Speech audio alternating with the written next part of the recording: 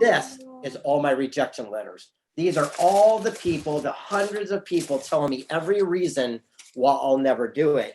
And here we are now, best-selling author in every bookstore, airport, Kinko's with a star on the Walk of Fame, with the moral repeating back to Rudy, never let another person or yourself talk you out of what you know to be true. Welcome to the Jennifer J. Hammond Podcast. Jennifer is a licensed realtor, educator, speaker, and best-selling author. Jennifer's goal is to help you find your yay in every day. Hello. This is Jennifer J.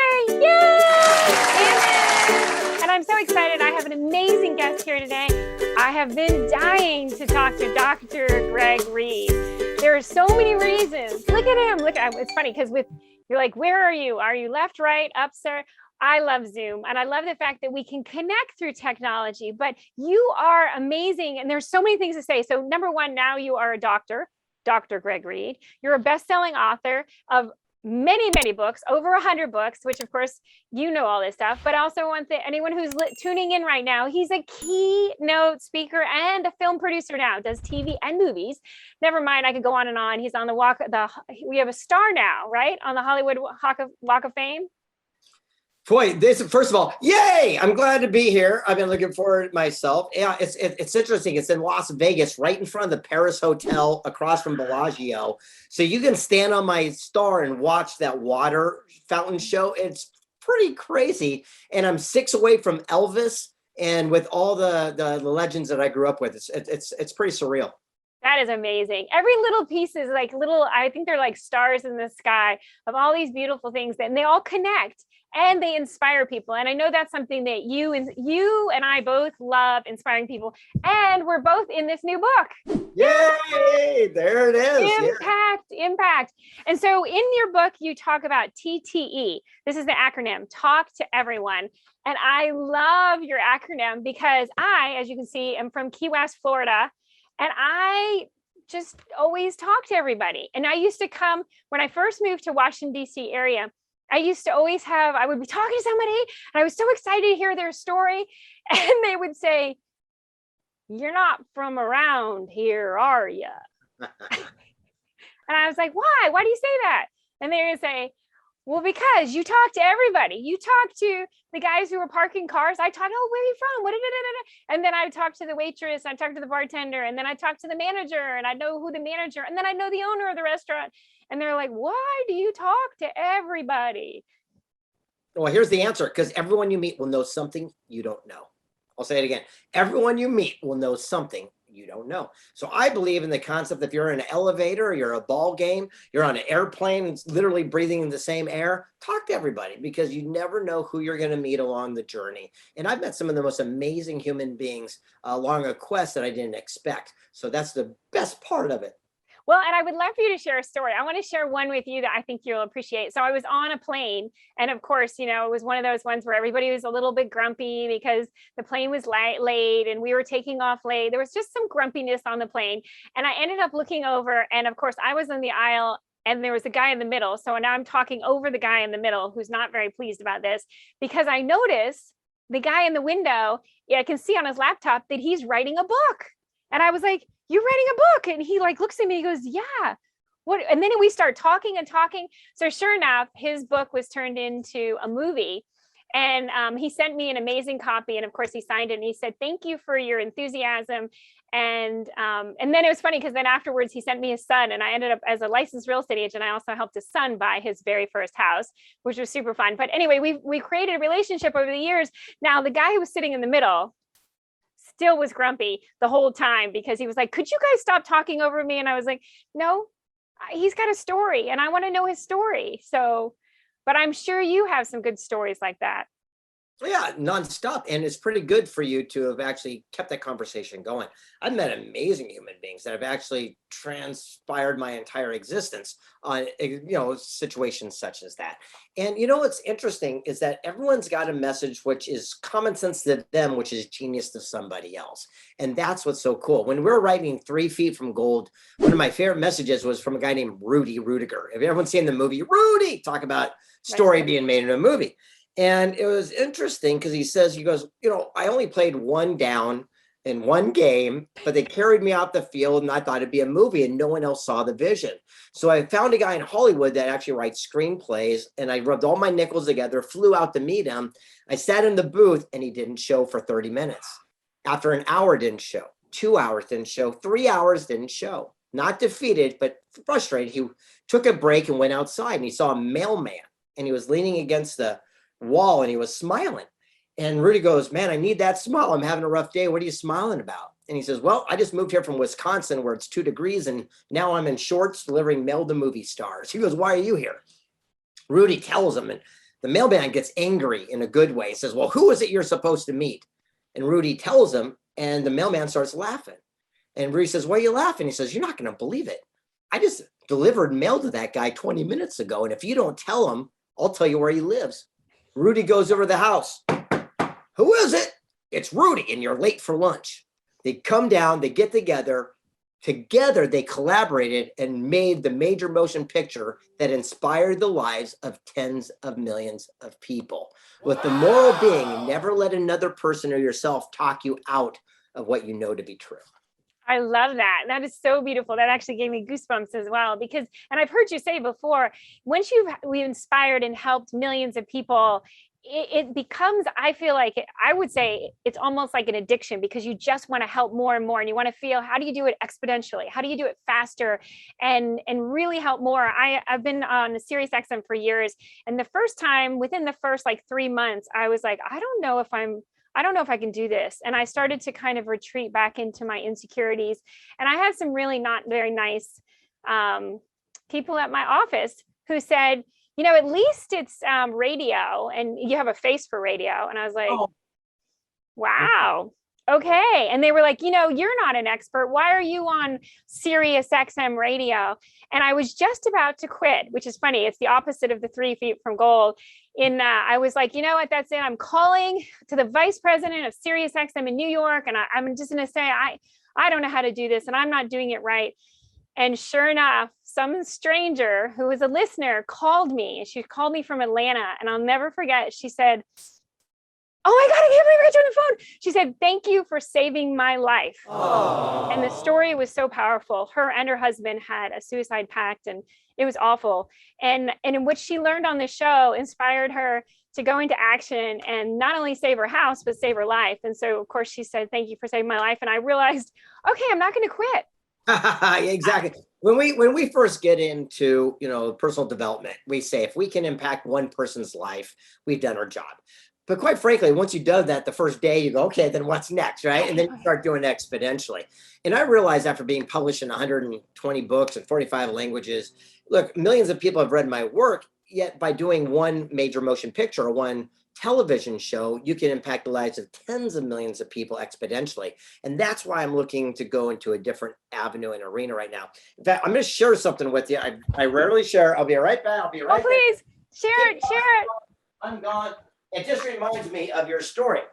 When you write a book, you do something called a query letter. Mm-hmm. It says who you are, what's your message, why are you an expert, who's going to read your book. When I did my first book, first of all, I'm the least qualified guy to do what I do. I'm dyslexic. I can't spell very good, read, write. I've got great ghostwriters and editors that take my words and craft them the way people want to see it. So when I did my first book, I sent out these query letters and I was turned down 268 times in a row.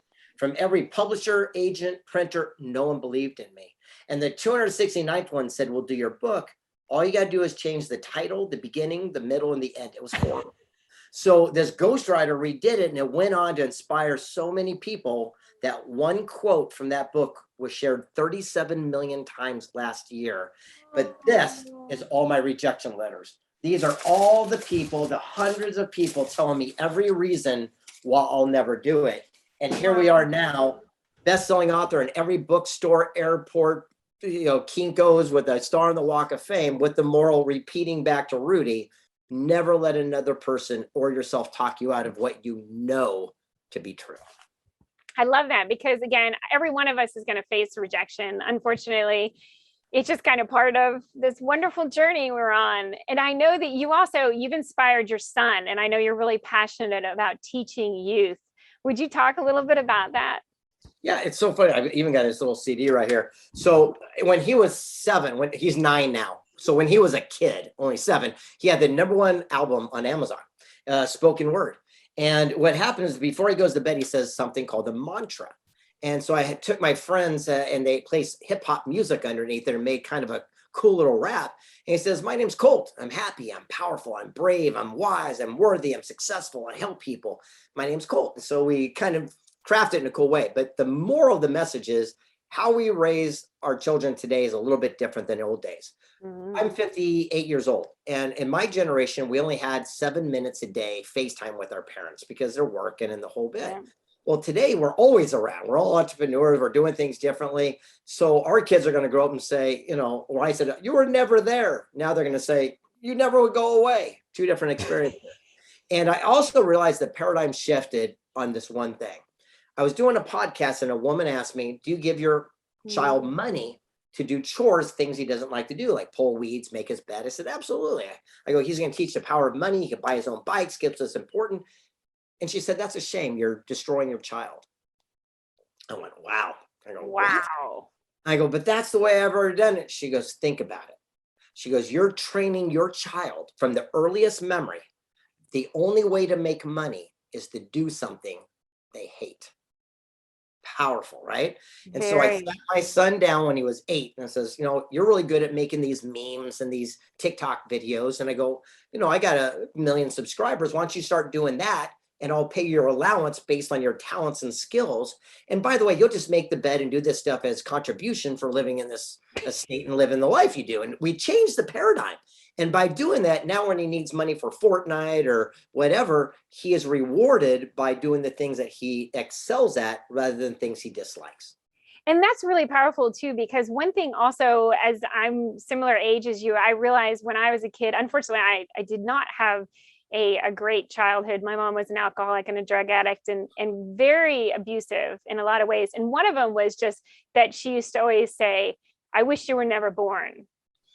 And that's a really powerful one to hear from your mother. But also she used to always say, "You're never going to succeed. You're never going to succeed." And it's interesting. She unfortunately passed from cancer. But one of the things that when we were kids, she never allowed us to do what you just said with your son. She never had us have a conversation. Well, what do you love?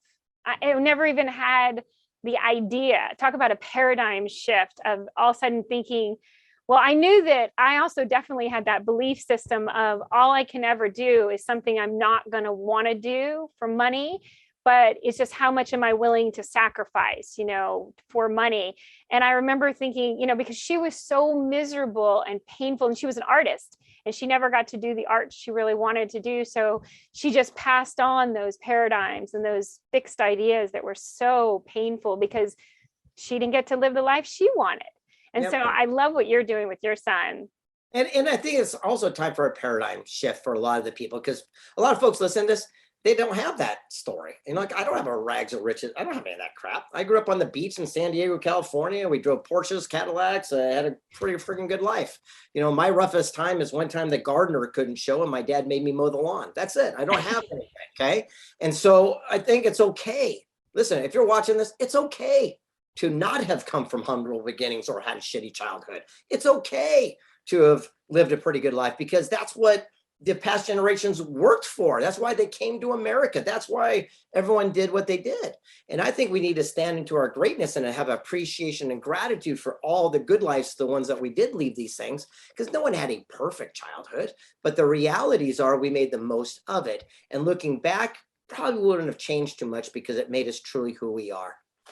I agree. And I think it's so powerful because I have learned so many lessons on even just learning how to accept my parents as humans Yeah. that are on their own journey. And each one has their own knowingness. And every so often I talk to my father, and it's interesting because his paradigms are very different than mine. And that's just because he still believes, money doesn't grow on trees and that you have to really work hard. And pretty much you have to do something you hate Yeah, to be able to make money. Yeah, when Colt started, getting money from his grandparents and things, years ago, I said, "Where do you want to put it? Put it in the, bank, put it wherever." And he says, "No." He goes, "This cryptocurrency thing and Bitcoin." So we bought Bitcoin. The kid's worth a lot of money right now, and because he saw things a little bit differently, and we squeezed in there, and before it became what it is today, and it's so interesting how some of these right choices is different. And back to your original statement, I would guarantee those words that your mother said to you have never come out of your mouth to another person, because Oh, just because it has nothing to do with you. That everything your mom, it had nothing to do with you. It had to do with her situations, right? And so if nothing else, I guarantee you're super loving and kind and courteous and thing, because that's who you are. And who she was a different animal. And I mhm. congratulate you for staying strong and standing into your greatness, because you are great and you are kicking tail. And thanks for having me on the show today. Well, it's such a pleasure. I wanted to ask if you would tell a little bit about, I know you have TV and films that are coming up. Will you talk a little bit about those before you go? Yeah, well, the first film that just stopped on Netflix a couple months ago, it was called Wishman, but you can watch it on all the streaming everywhere worldwide Yeah. right now. We're getting like 100 reviews a day now on this thing. It's pretty crazy. Wow. So I was doing my event called Secret Knock, and the Yay! founder of a nonprofit that grants wishes to children named Frank Shankwitz was on stage, and I asked him what his wish was. And he says, "Well, no one asked me that before." I said, "Well, let me grant the wish of the founder of Make-A-Wish. What do you want?" And he says, "Well, I just want my story to be told so my grandkids will know I did something."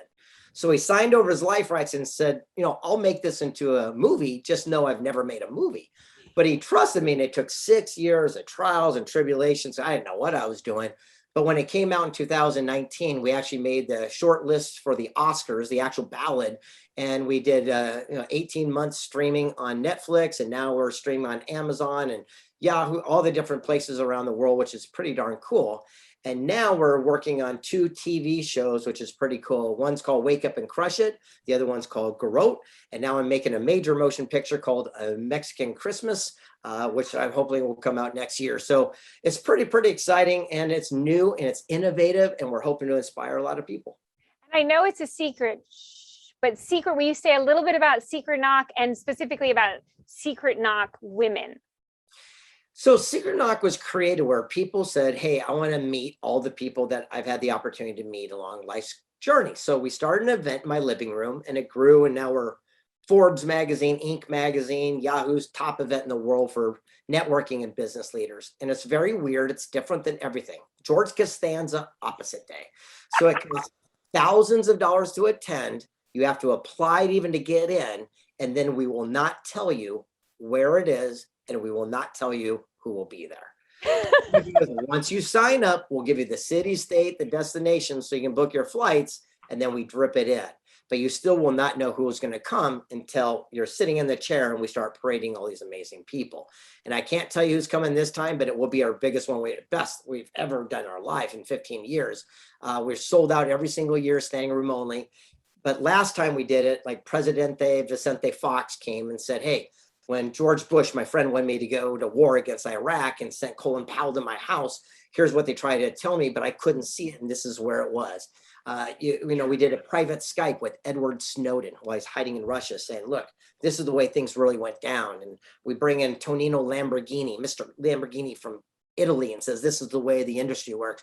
So our concept is, instead of coaches, teachers, mentors, we just bring in the actual human being who's accomplished what everyone else is just talking about, and then we give you full access. So if you're going to start a clothing line, go to the taco bar. There's Brian Smith, founder of UGG Boots. If you got an idea for a board game, there's Rob Angel. He created Pictionary. Where could we be by hanging out and surrounding ourselves with people who are doing what everyone else is just talking? And you don't make it 30,000 people, right? It's a small group. Tiny. It's small. Like just a few hundred people. And it's interesting because we got a big, giant ballroom because we weren't sure if we had to spread out or not. So it's going to be very amazing and intimate. And you're going to get to know every single person that's there, because we believe in networking. We only have one rule. It's called be cool.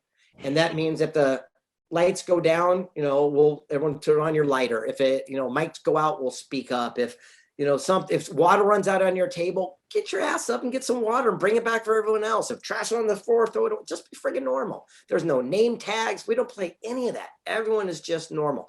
And you never know who you'll be sitting to. So the whole concept is TTE, talk to everyone. Because so many times you'll be at a table and I'll say, coming to the stage is the guy who created the credit card magnetic strip on the back of your credit card, changed banking, and he was sitting next to you the whole time. Right? Is that you have no idea who's coming up next because you don't know who they are. I love that. And then you have one coming up that specializes in Secret Knock for women, right? Secret Knock Women is an offshoot because we realized there's not enough stage power for amazing female energy. And it's not about man bashing. It's about uplifting and supporting one another. Oh, yeah. So our concept is when you come, you bring your phone. And if you're sitting there saying, hey, I'm working on this new project, I'm looking for this, and you know that contact, you stop right there and you do a connection. And by doing that, imagine what it would be like surround yourself with 100 or 200 amazing like-minded female superpowers where you're all connecting with one another. There's no cattiness. There's none of that stuff. It's just standing in your greatness and kicking tail in high heels. I love it. I love it. I love it. It's one of my favorite things is to plug people in from all sorts of walks of life, just to help, again, women helping women. It's a definite difference from when I was growing up because women didn't always, they tried to compete. And now it's a total paradigm shift. So I applaud you. Thank you for doing that. And I hope someday I will make it to Secret Knock and be there with you in your greatness and the room full of greatness. Dr. Greg Reid.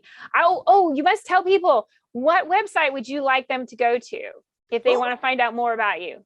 Yeah, I mean, you can Google me, but the main thing is just come play with us. Go to secretknock.co. We left the M off, so you couldn't find it. So it's secretknock.co, but still people did. So go there, fill out an application, say you.